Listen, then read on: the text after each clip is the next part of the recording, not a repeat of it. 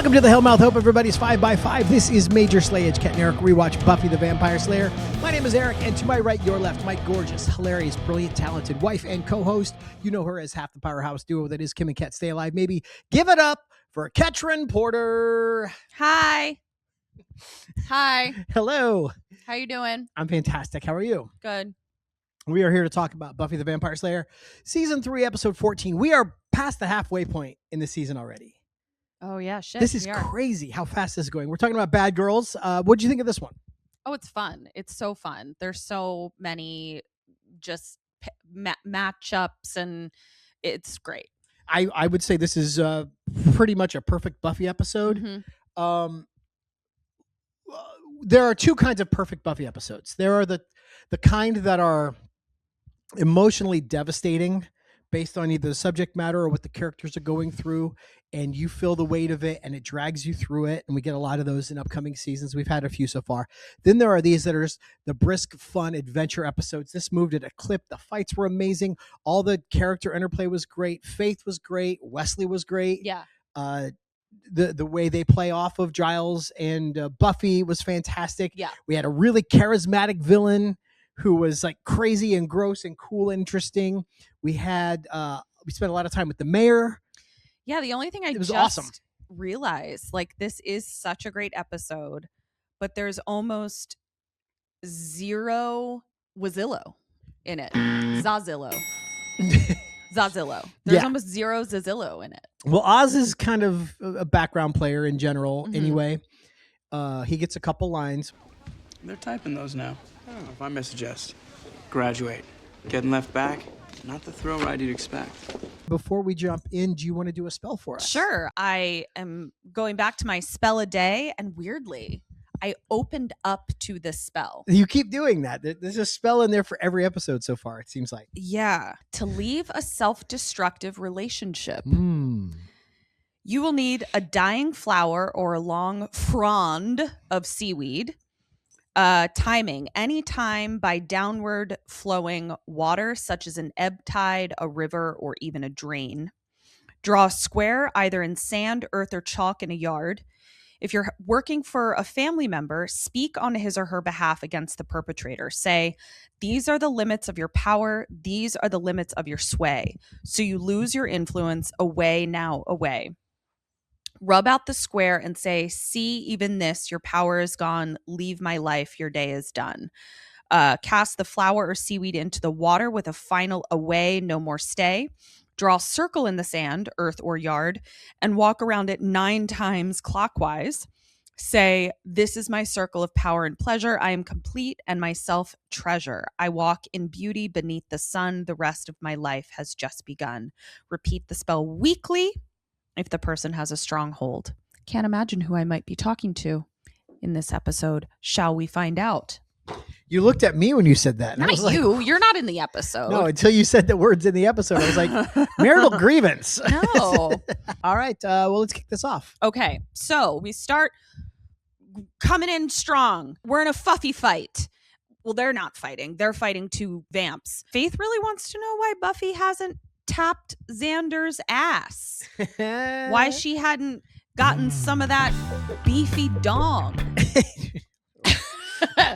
And you had said in the watch along, we do a watch along on Patreon before we do these. And again, for me, watching these for the first time in several years, these first few seasons, we also do a mini so-called Trivia Crypt where we do a deep dive into behind the scenes fun facts and little bits of trivia. You can get all that for $5 a month. So you had said in the watch along that you were surprised it hasn't come up yet. Yeah. That she slept with Xander. I get the feeling, I think there's 2 things happening. One is she wants to make sure she hasn't crossed a boundary. She might play this close to her chest. If it's something Buffy had an earmark in him, either they had slept together or she wanted to keep him in her orbit to maybe hit that later. Yeah. I also feel like she is still fairly new to the thing and is like, is he cool? Like, did I just bang a dork? Like, you banged a dork. Help me out here. That's kind of how I took it. You banged a dork. She also has a really cringy line that she repeats twice here. Oh, the sweating nightly side-by-side action, and you never put in for a little after hours. After a while, you just start itching for some vamp to show up so you can give him a good... Oh. The writers are really trying to make her a riot girl and give her a lot of attitude, and I don't know that this actress knows what to do with these lines, because it just comes off as like, ooh. I don't know. I mean, I said this in the watch along, like, could Meryl Streep or Sam Reed maybe deliver those lines? Sure. But even they would go like, ugh, I wish I didn't have to say this. Mm-hmm. This feels like the fault of writers who see something on a page and don't bother to say it out loud. Right. Because you don't need to be like some great actor to just say something and go, this doesn't fit in the mouth very well. Right. You can type this shit, but you can't say it. They're having a fight. They best the two vamps, and they're sword vamps, by the way, one long, one short sword situation. And as they're working together, it's very clear that we have Buffy, who is type A, and Faith, who is type B, which is really interesting because if you put Buffy with kind of anyone else, she's very type B. Like if you put her next to Willow, she's type B. So I guess I'm not clear what type B is. I kind of know what type A is just from context, like sort of very like... You're type B. Organized and like fastidious and like detail oriented. You're type B. B meaning what though? What are the characteristics? Kind of flies by the seat of your pants, doesn't necessarily like adhere to time limits or time management, doesn't really go into things with a plan. Guilty as charged. I think ultimately if these two could spend enough time together, they would probably have a good influence on each other and each one bring the other one a couple steps toward the middle, which would probably benefit both of them. I don't think we're going to get, I don't think this relationship's going to provide the opportunity for that to happen. Spoilers. I'm just guessing. Buffy then notices that one got away. Luckily, these Camelot ass dudes decided to invest in some very modern Timberlands. Yeah, this thing, they're wearing like these tunics that look like a high school production of Monty Python and the Holy Grail, but then the boot treads are very much modern boots. Yeah. But again, I mean, shoes back then sucked. So I'm sure that they were like, look at these boots. Like dude. we'll do the cosplay thing from the knees up, but we're definitely going to upgrade the footwear. Let's get some good footwear. And they also notice the weapons are gone. Yeah, Buffy thinks to collect the weapons so they can be analyzed, and someone has done snatched them. Yep, and it's Mr. Trick who brought them to the mayor, and he's interrupted the mayor who was reading his favorite comic, Family Circus. I hate Family Circus. That's such a... I don't need you to like Family Circus. It's a weird thing to hate. Well, because I just feel like there's so many examples of Family Circus where it's just like a broken lamp on the ground and the little Family Circus kids are just saying, not me. And then a ghost scampers through with the words, not me on his... Like, come on. But why are you so mad? Because I want to laugh. I want there to be imagination and something. Calvin and Hobbes, give me the Peanuts gang. Calvin and Hobbes. Yeah. And Peanuts. Those were comics. Compared to Family Circus? Yeah, no. I'm not saying... I'm not. It's the worst watered down milquetoast. Hey, this is somewhat relatable, therefore it's funny. No, I disagree. This is not a read. I genuinely thought you were going to say because you found it triggering. Because I grew up in a circus. No, that it's like a so very... Yeah, it's very wholesome. No, I just think it lacks imagination. I think it's lazy. Yeah. Or he's triggered. So we find out also that Mr. Trick likes Marmaduke. Yeah, likes Marmaduke. And Alan likes Kathy. Ack! Now, I will say, compared to Kathy, you like Family Circus? Family Circus looks like Arrested Development compared to fucking Kathy. Really? Kathy isn't... What? No. Like, there was at least like some commentary on being a woman. I think you just... Maybe Kathy's just not for me. Yeah, I don't think you're the audience for either Family Circus or Kathy. So just because it wasn't written for a straight white man... Calm down. Okay. So... We're not doing that this week. We got that out of our system.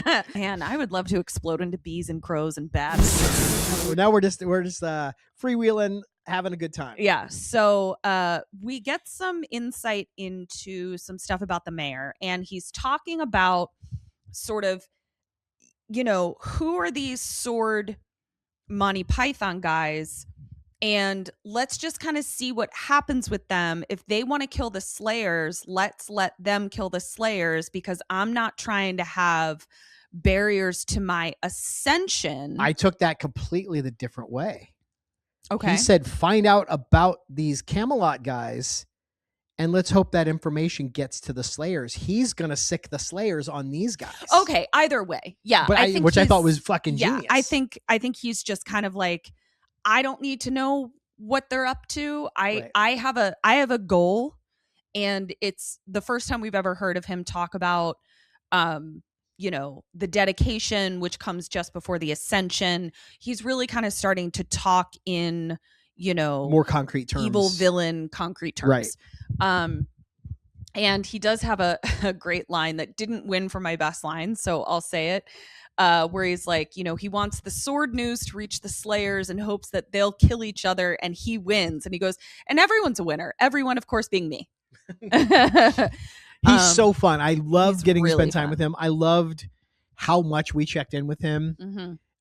He's sort of the B or C story in this whole thing, and it makes me wish we could get that every episode, honestly. Like, no matter what's going on, I kind of want to hear what he thinks about it. Yeah. Oh, I'm telling you, we need a spinoff, our Aaron Sorkin Veep spinoff. So let's go to school. We're starting to get some college admission letters. Well, Willow is starting to get some and like college recruitment packets where like they're asking you to apply to their schools. Yeah.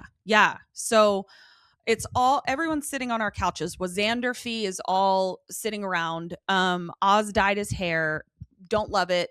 It's a little too dark for his complexion, but it'll fade a bit. Cordy then comes over to give her daily jab, which was, on point as usual. And then Xander gives her a makes little fucking season 1 slut shaming joke about her outfit, which her outfit wasn't even that like slutty. Like, honestly, she's worn that's more what scandalous bothers stuff. me. That's what bothers me the most. Yeah. Like, if you're going to call someone a hooker, she better look like a hooker. Right. But she doesn't. She looks great. Also, we don't kink shame. Sex work is work. But she cuts deep. Boy, oh boy, did she cut deep. I could dress more like you, but oh, my father has a job. Yoinks. Yoink, yoink, yoink a daisy do. We go to the library and WWP. Wesley Wyndham Price has arrived. He's the new Watcher. And he makes Giles look like Ripper. Yeah. Is who he makes Giles look like. He even says, I faced 2 vampires myself in controlled circumstances, of course. And Giles says, well, you won't find those here. He says vampires and he says controlled circumstances. Also a great line. Might be in the running for my best line.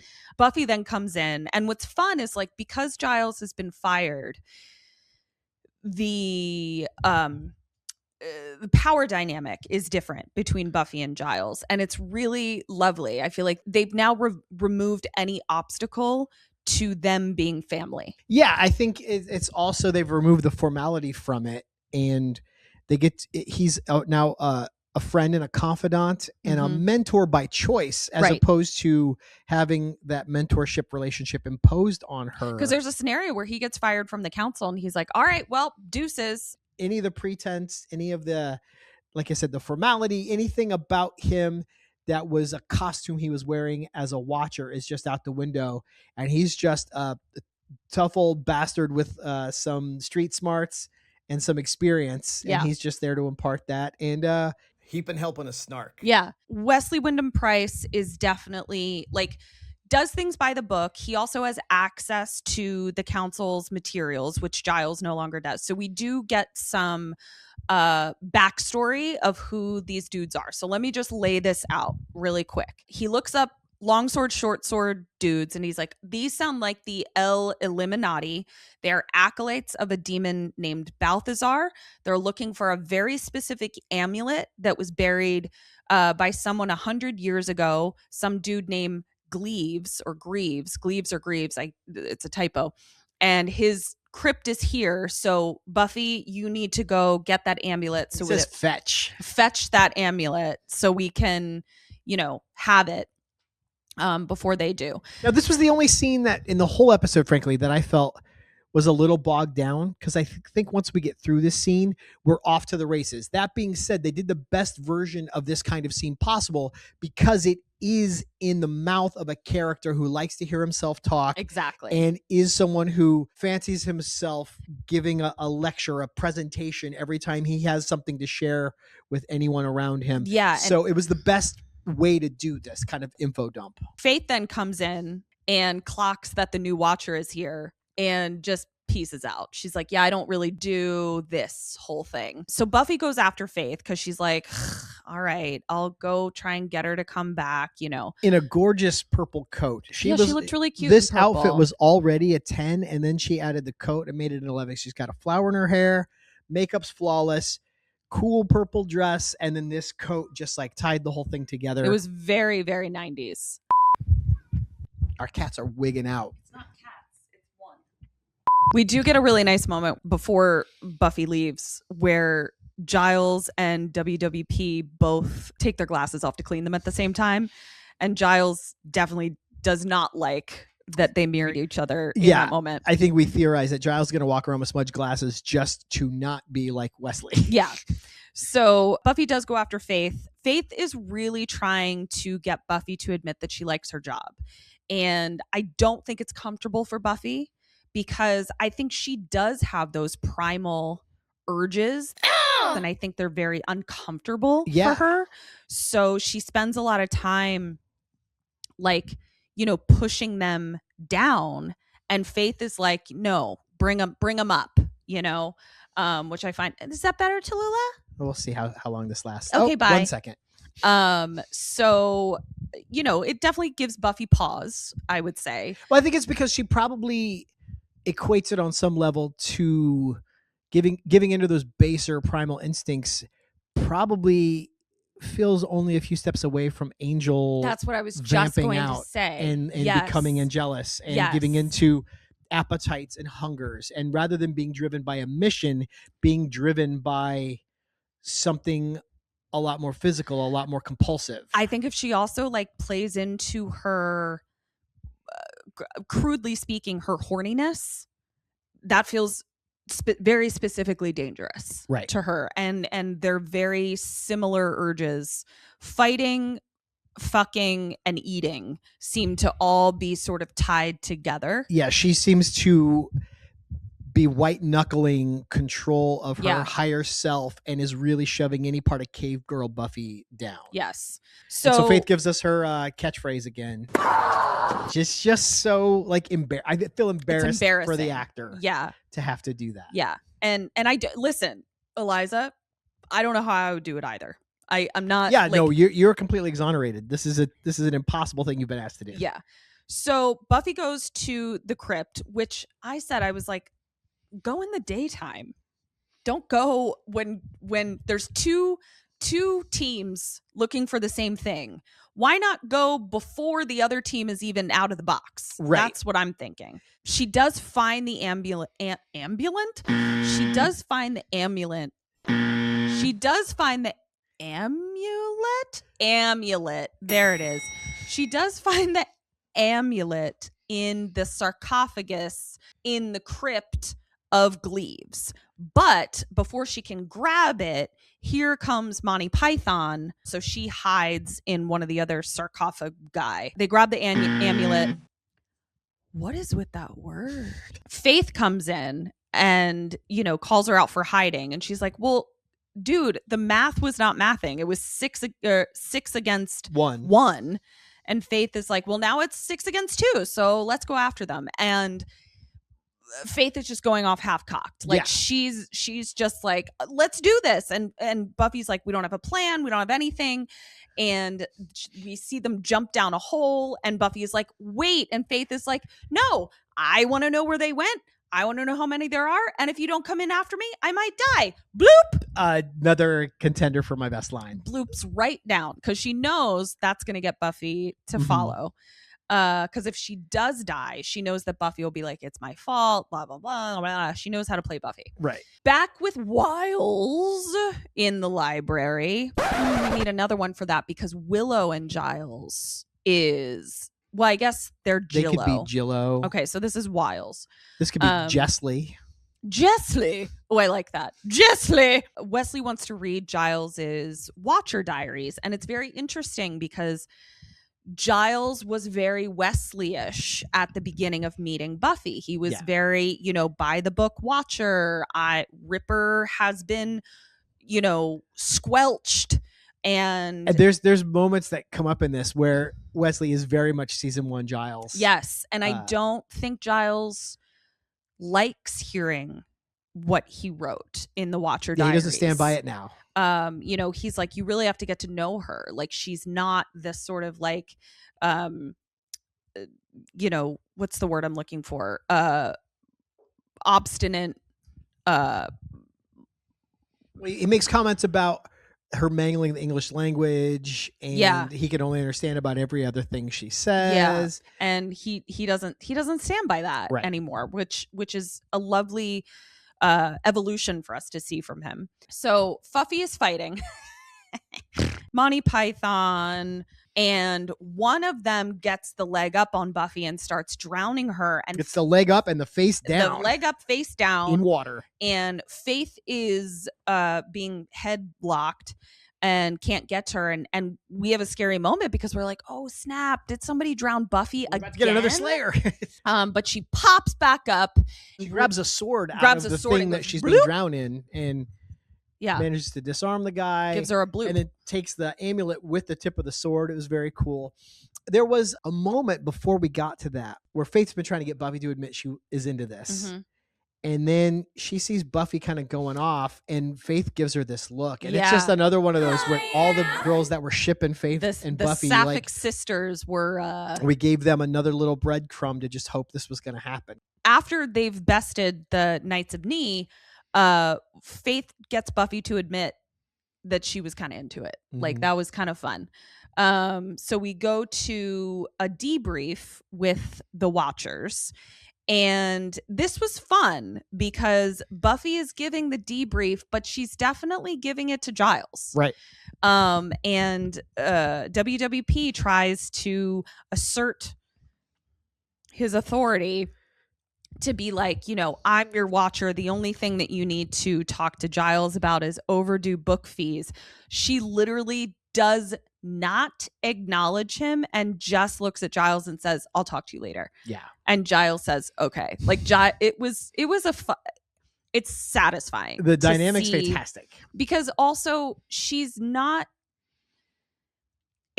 quite personal to WWP. Like, it's what he represents. It's to the council. Mm-hmm. So it's very satisfying for us. He's a representation of the thing that's trying to separate her and Giles. Yeah.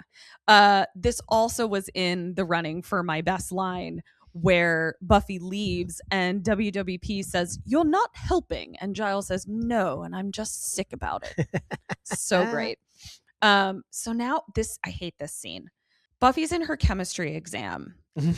And it's unrealistic. This is what bothered me. Nobody would do this. Wild. Like, an insane person would do this. Buffy's not like mentally ill.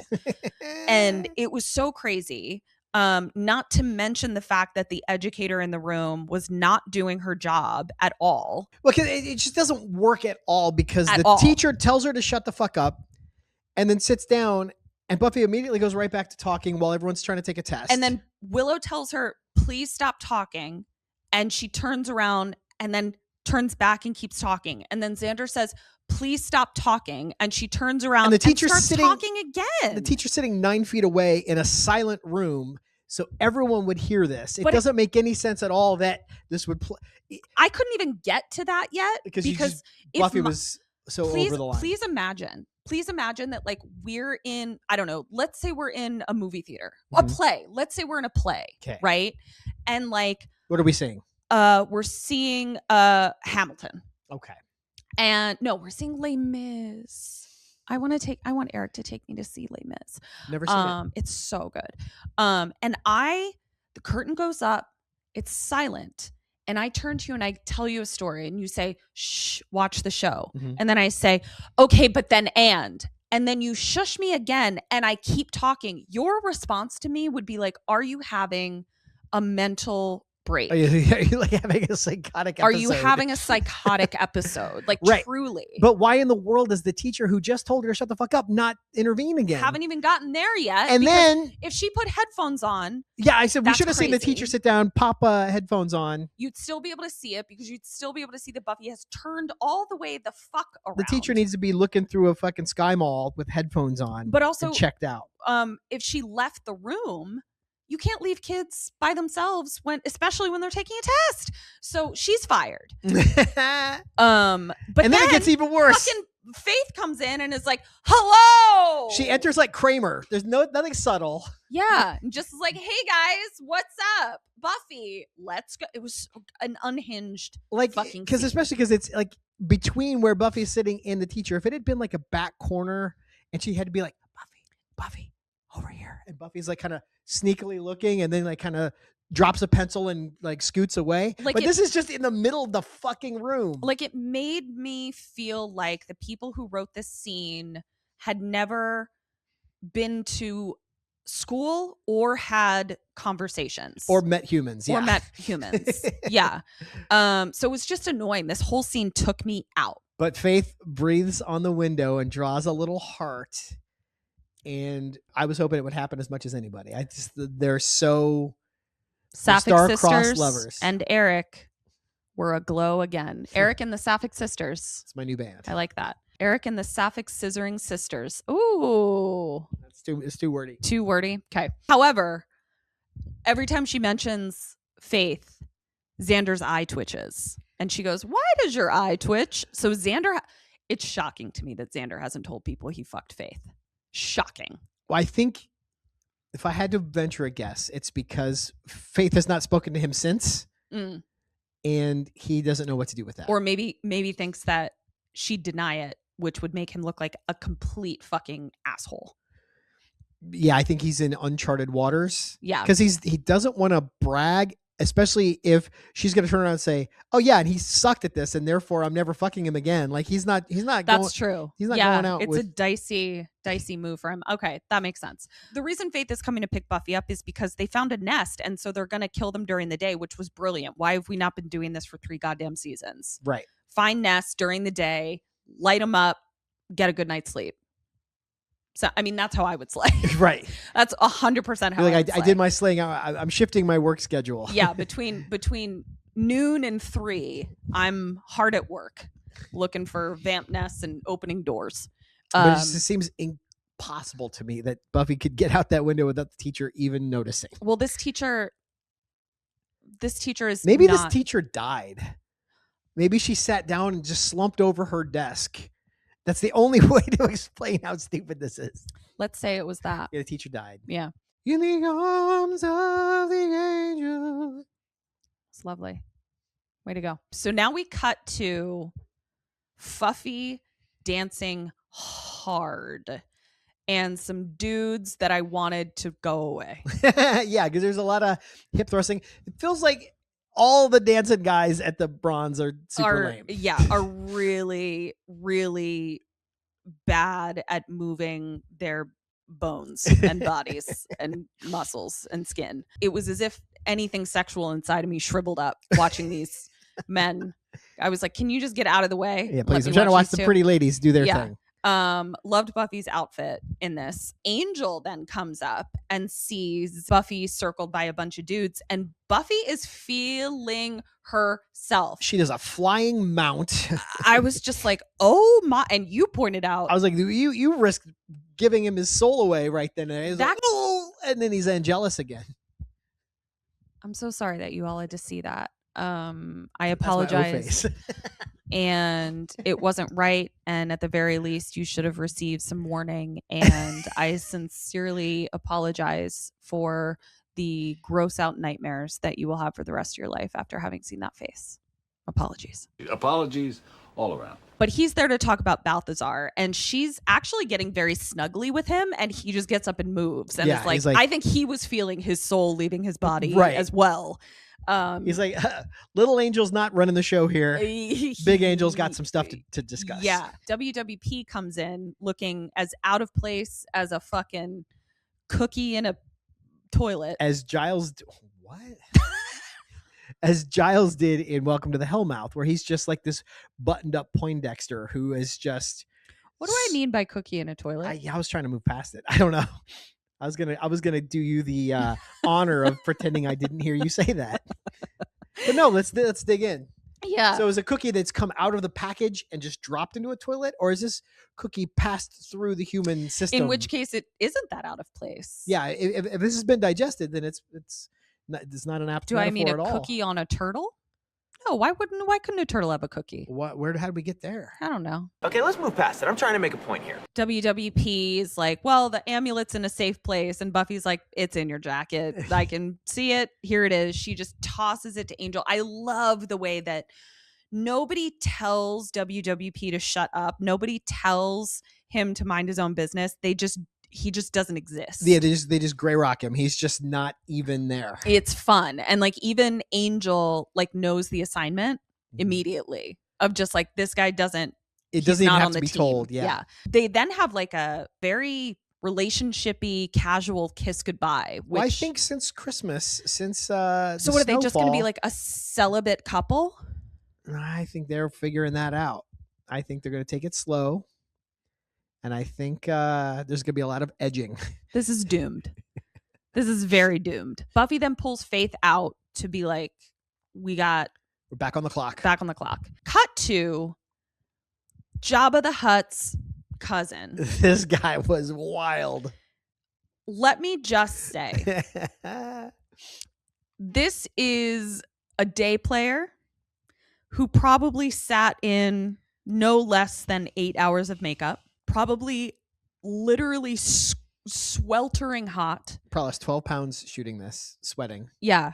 And in tepid, gross water all day. Because you know that like it was just probably his body just below the surface. Like there was no way that like he was in a full body suit, you know? So he's just getting pruny and cold and slimy. Yeah. And he's so uncomfortable with all these prosthetics, and he's got fangs in, and he's only going to be there in one episode.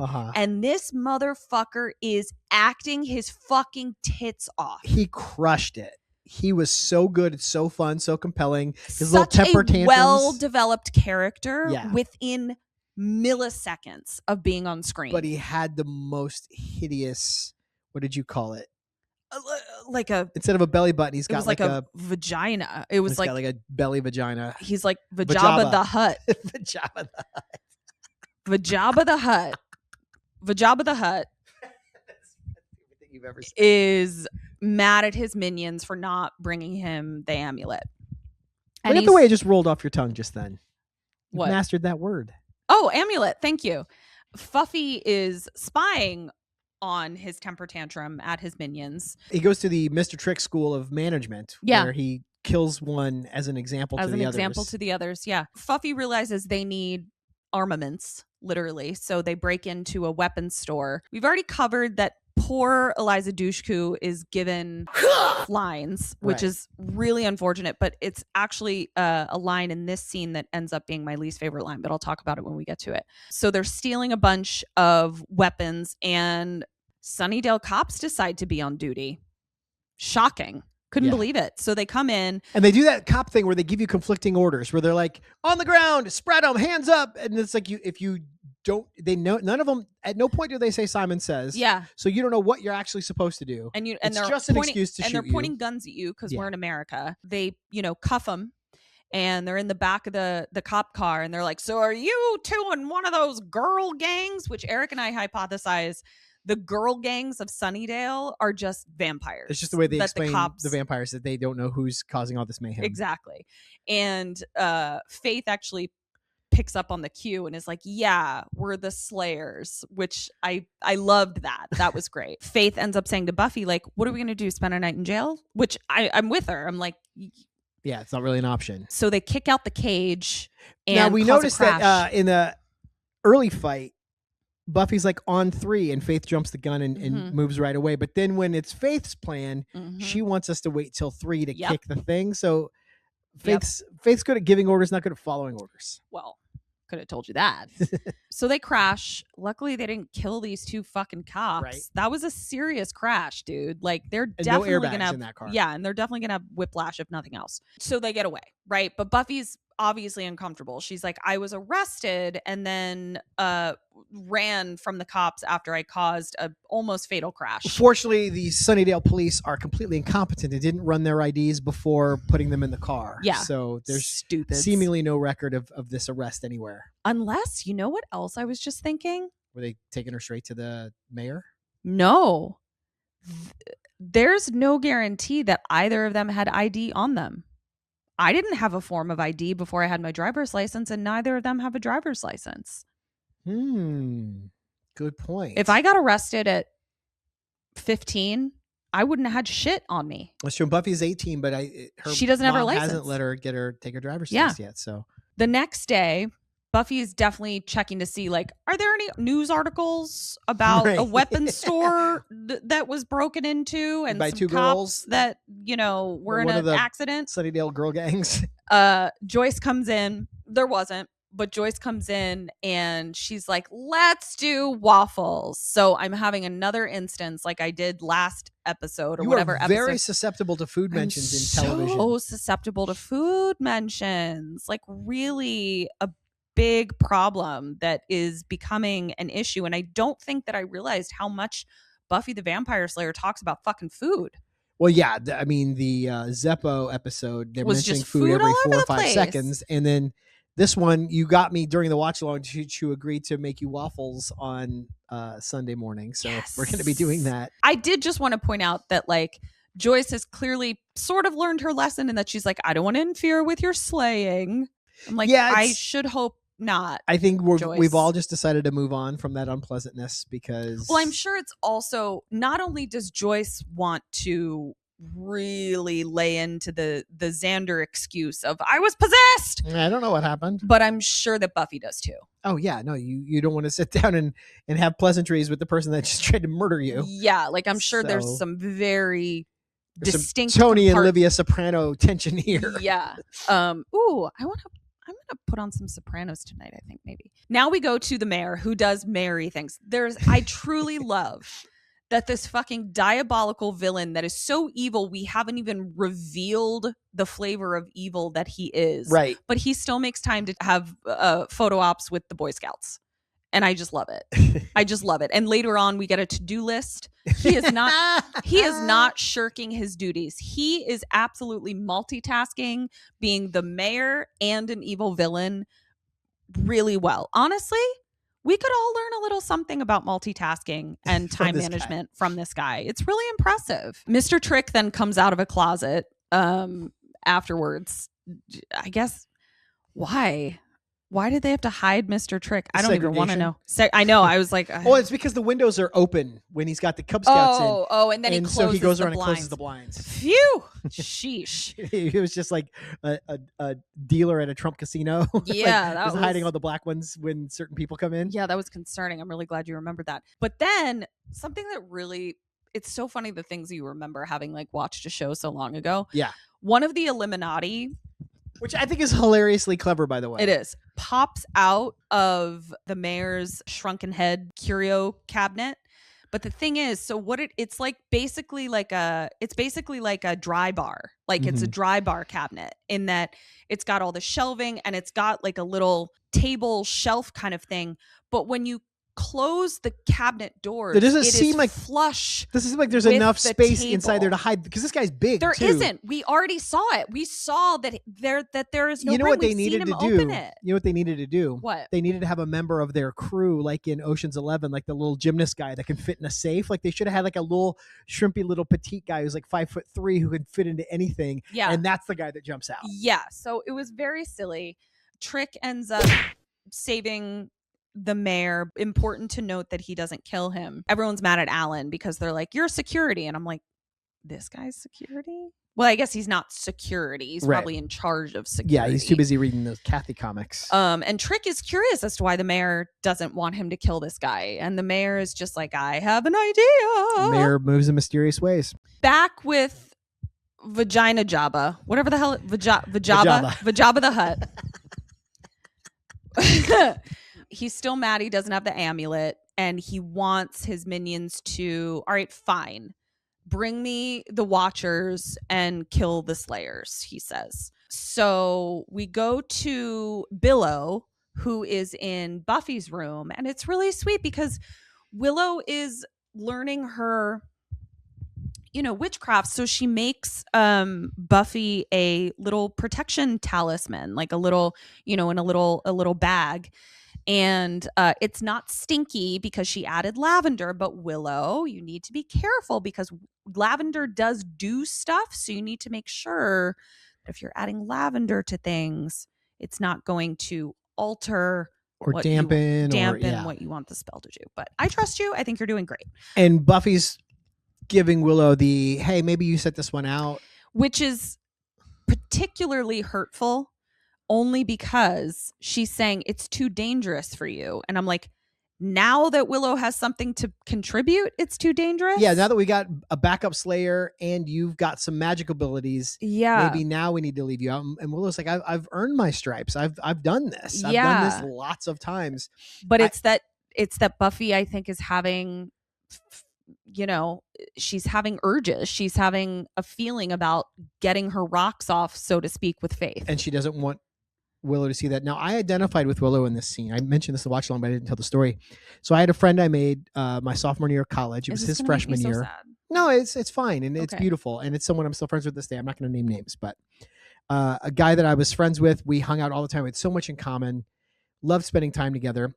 And then after like the first semester, he started to pull away and he was a little harder to hang out with.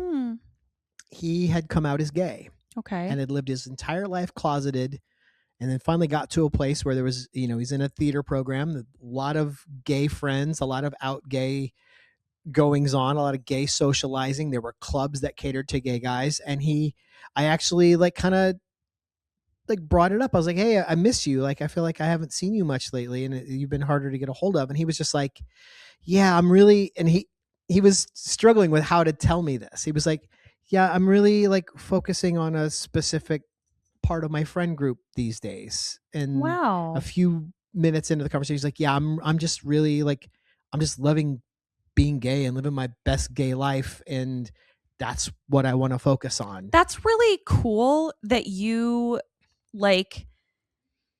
were feeling a certain way and you met it with you met him with your own vulnerability. Yeah. That's as kind of my move. Well, yeah, but I'm saying there was a scenario where, you were a young man. You weren't always aware. You've told me other stories where I'm like, that's not something you would do now, Right. So I think it's really cool that you gave him a safe space to be honest with you. Yeah. And, I think I was probably not as comfortable in my own skin where I probably could have tagged along on some of that and had a good time myself, but that was not where I was in any way. So we still, we're friends. We just weren't hanging out with the frequency that we did. And we're still friends to this day. Someone I'm still friends with. You probably know who I'm talking about, but we'll just let people have their anonymity that don't want to necessarily be on my dumb YouTube show. But yeah, so I felt for Willow here because she's like, oh, you've got a new friend who is able to connect with you in a way that maybe I can't. And that sucks. And it bums you out. Yeah. Well, Buffy definitely didn't. Well, I guess you weren't the Buffy.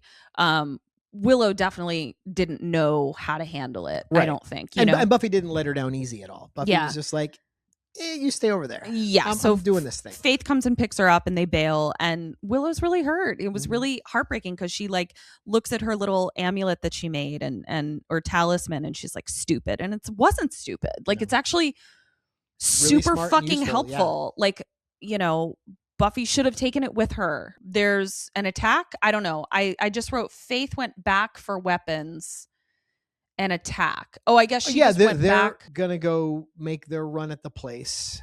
Okay. And she's got this big Ted Nugent compound bow that she has no idea. She did not know how to use it. And I did appreciate. So at first when we saw her futzing with it, we were like, ugh, Eliza Dushku doesn't look like she knows how to work doesn't use that prop. Yeah. But then we see later that it was Faith that doesn't know how to use it. And she's like, I'm just going to go back to my trusty stake. Yeah. I know how to use my body and my stake. We go back to the library where WWP is trying to give Giles a dressing down, but Giles is dressing right back up because he basically says, like, you have an emotional problem, and that is that you give a shit about the Slayer. And Giles is like, it's a fucking asset that I care about her, and I'm not going to be made to feel otherwise. And he actually has a line in this that also didn't make it for my best line. If you want to criticize my methods, fine. But you can keep your snide remarks to yourself. And while you're at it, don't criticize my methods. Which I just loved. It was just so well delivered. Such a fun line. Yeah. But as this fight is happening, we see that the Illuminati is outside the window to grab the Watchers. Back with Buffy, who's fighting off more minions. They're in an alley and, you know, dark corners and all of this stuff. And then Alan pops out. Faith grabs a stake and stabs Alan. Now, Buffy was able to see that Alan was a human. Gives her like a, no, don't, but it's kind of too late. And he dies. And Faith pulls Buffy away.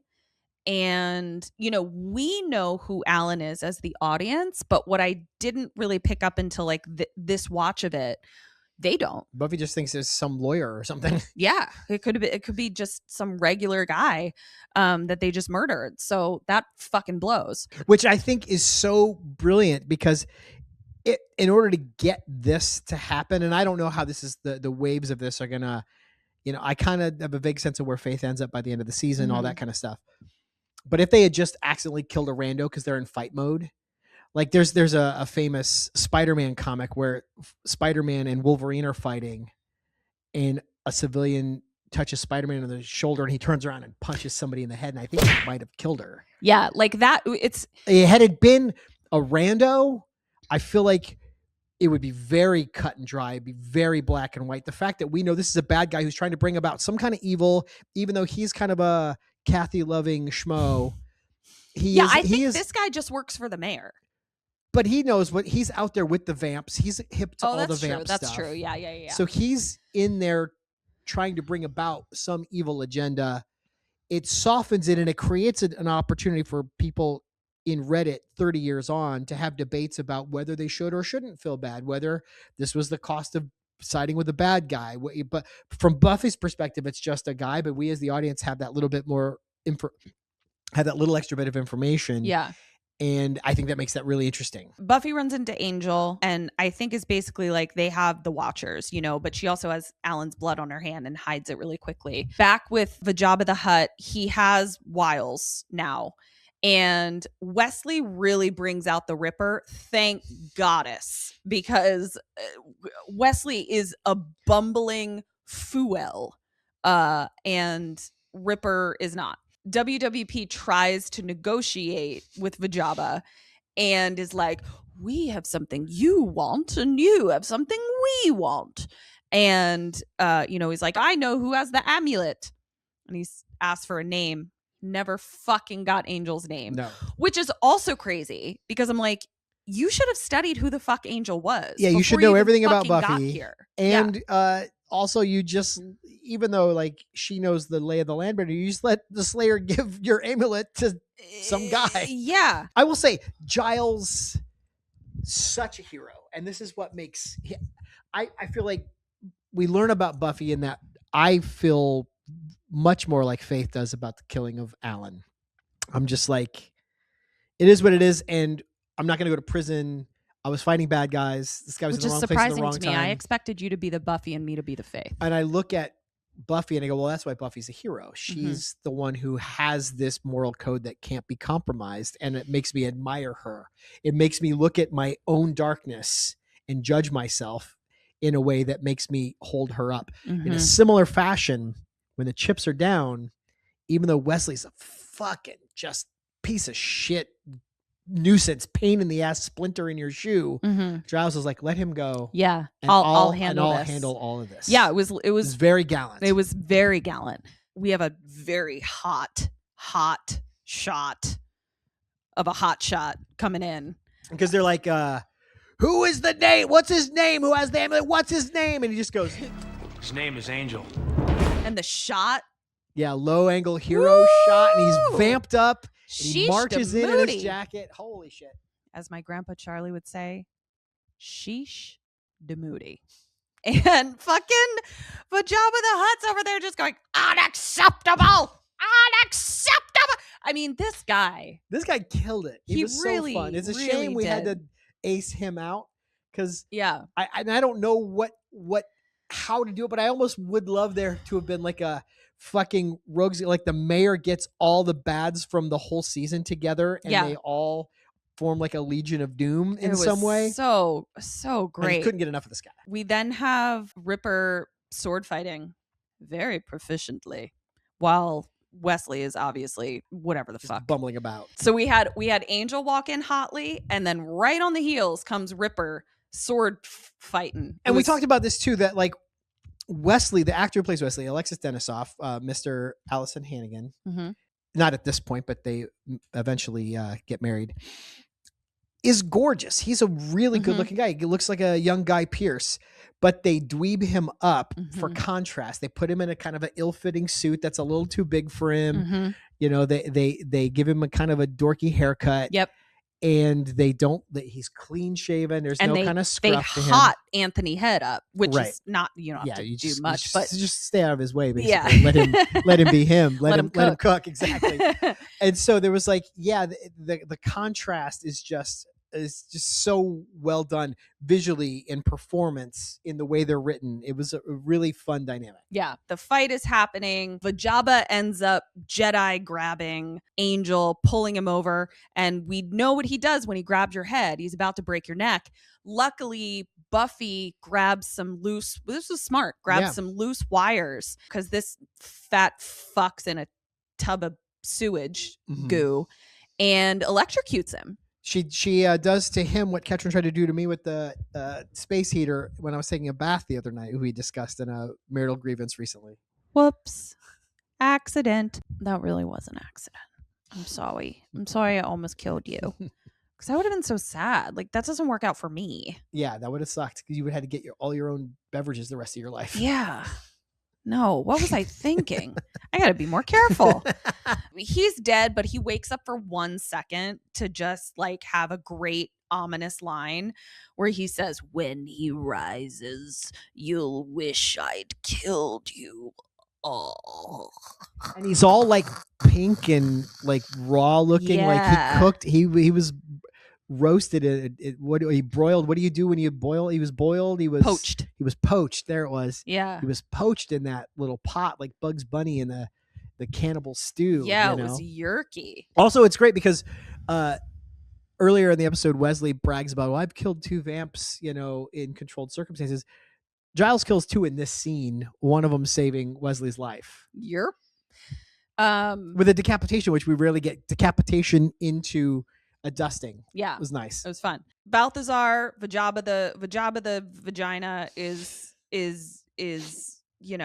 That's a wrap. That's a wrap on In him. the arms of the angels. And we see that the mayor, he's got a whole plan. We still don't really know what he's doing, but remember he was like, "Hold on to that guy. Don't kill him because I have a thing I'm trying to do." Right. So we go to the mayor. He's sitting in a pentagram and he's saying some Latin. And then he stands up. He's so funny. He's in his very like, what up, and then he's like, "I can't believe Alan missed this." Just so great. And he then tells Mr. Trick, he's like, open the cage and hand him his sword. And Mr. Trick is like, okay. So he hands the fucking Monty Python because his sword. Trick is like, "Well, did it work?" And the mayor's like, Let's find out. So the Knight of Knee comes out and fucking slices the mayor's head betwixt his eyes down to his clavicle. Gave him a splitting headache. Oh, yeah, I guess that's kind of funny. And then, bloop, he just closes right the fuck back up. And I know you have a thing about the special effects, but it was a sign of the times. We did our best. It was fine. No, it was surprising and it was kind of fun. And then once the experiment is over, Trick pops Stakes the him. guy. And Mayor pulls out his list, checks off, become invincible.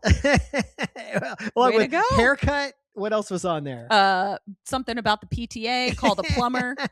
So great. And I'm a girl who loves a list. I love checking things off. I mean, I'm someone who like This is very will satisfying. do something and then add it to a list so I can check it off after You I've done will it. actually make a list as the first thing on your list so you can check that off. Yeah, it's really satisfying.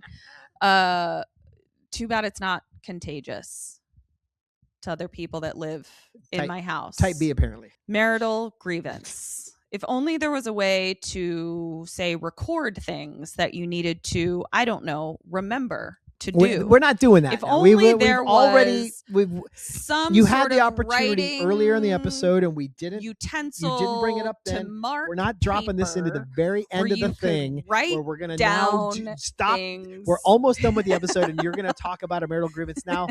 Unacceptable. Fine, I'll bring it up at the beginning of the next one. It's kind of an ongoing grievance. It's evergreen. We learned that he's got 100 days where nothing can harm him until the ascension. So this motherfucker is invincible until whatever the fuck the ascension is, which we don't know. So I just imagine him running around playing Groundhog Day, just like driving trucks off cliffs, I mean, jumping into lion cages. I would. But let's go check on the girls. So Buffy shows up at Faith's motel room. Yeah, rocking lair. pastor's wife couture again. She's ditched the leather and the bad girl clothes. Yeah. And Faith is cleaning blood out of a shirt. And she's doing her best Lady Macbeth. She's like, we need to talk about the fact that you killed a man. And Faith is like, we're never going to talk about this again. And we're not talking about it now. There is no body. I took care of it. And I don't care that I killed a man. Now, at a certain point, Buffy, if we're thinking about the real world consequences of this, the fact that Buffy fled the scene and didn't report it right away, if Buffy doesn't report it, now she's in on it too. She's complicit. I know. It's not great. It's not great.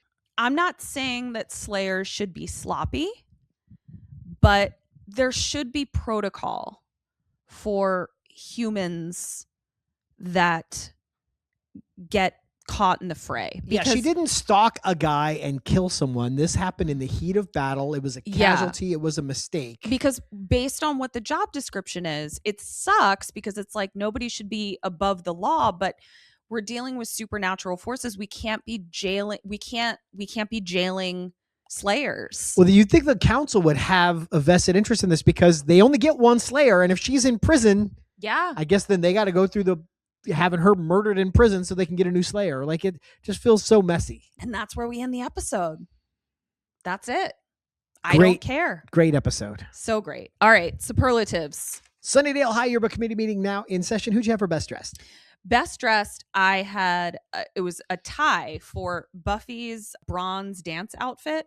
But then later she's wearing that amazing black pea coat. And you know how I love a wool overcoat. Yeah, for sure. No, she looked fantastic. I gave it to Buffy's purple dress, flower in her hair. It was already a 10. She added the coat, turned that outfit into an 11. Honorable mention, Angel in his leather coat with his red shirt at the bronze. Love that too. Who'd you have for worst dress? Worst dressed, I had WWP in his suit only because he's up against Ripper. Yeah. I don't know that I would have clocked it at all. I don't know that I would have had an opinion one way or the other if he wasn't standing right next to a fucking model. Yeah. So I gave it to the weird tunics on the Illuminati. I just thought they looked cheap. Yeah. Also, though, there's a kid who's on screen for 1 second. Oh yeah. In the science, the chemistry classroom. We just pan past him, and he's got it almost looks like he's trying to do like a Spock thing, but it got out of hand. Oh no! I missed it. Awful. So I can't wait to watch the episode back and see what I'm talking about. Yeah, poor guy. It was unfortunate. That's the best word for it. What'd you have for best line? Best line. There were so many good lines. So many. But I actually gave it to Jabba the Hutt when he's attempting to negotiate with the Watchers, and then just says, "No, wait, boring. Pull off his kneecaps." Just so great. I gave it to, I had 3 I couldn't choose between. Oh my gosh, okay. So we got Willow telling Buffy that she'll help her with her chemistry homework because chemistry's easy. It's a lot like witchcraft, only less nude. Cute. And then I also like Giles saying, no chance of finding those here, controlled circumstances. Mm-hmm. And I loved Faith going into the manhole saying, I don't know how many's down there, but I want to find out. And I'll know when I land. If you don't come in after me, I might die. So many great good lines to choose from. What was your worst line? Worst line. Okay, I didn't talk about this at the time, but it's something that's bothered me since I first watched it. When they break into the weapon house for the first time, Faith is giving Buffy like kind of a lesson and like the mission statement of being a Slayer, which is want, take, have.